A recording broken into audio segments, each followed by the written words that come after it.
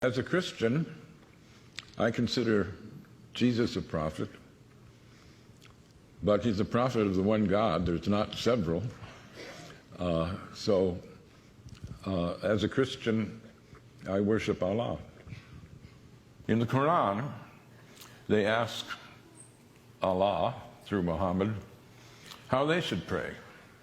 And here's one of many creeds in the Quran. We believe in God and in what was sent down to us and what was sent down to Abraham, Ishmael, Isaac, Jacob, and the 12 tribes, and what was given to Moses, Jesus, and all the prophets by the Lord. We make no distinction between any of them, and we devote ourselves to him in all of them. That's a very inclusive creed. The narrow definers of Judaism sometimes say that the chosen people are the circumcised, and narrow believers in Christianity sometimes say that the chosen people are the baptized. But the Quran says God's chosen people are all the monotheists from the beginning of the creation. And when we think of the succession of prophets, they're given great praise. Muhammad praises Moses. In some ways, the most important prophet before Muhammad, though they're all directly from God, it's Jesus. Jesus is given a bigger accreditation than other prophets. John the Baptist is made a prophet so that he can prophesy Jesus. Mary, his mother, is the only woman named in the Quran. No wife of Muhammad is named.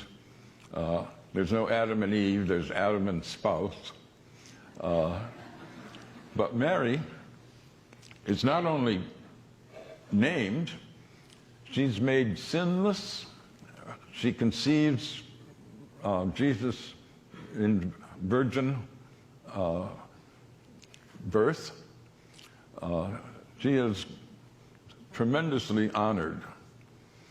So one asks, if this is such an inclusive founding document of the religion, what is it that people object to? It's pretty easy to misrepresent Islam because so few have read the Quran. This book I published is a product of my shame.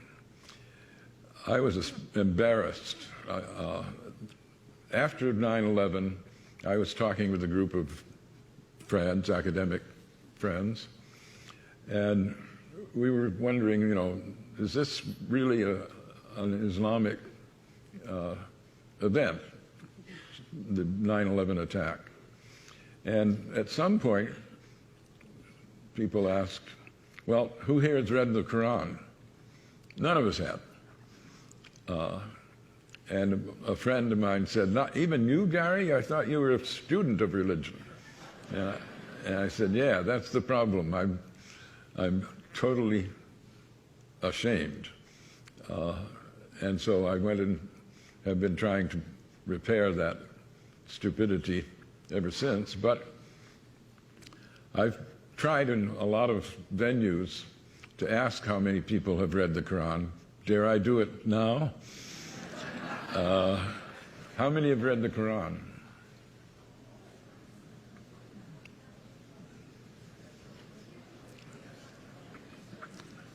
A minority, certainly.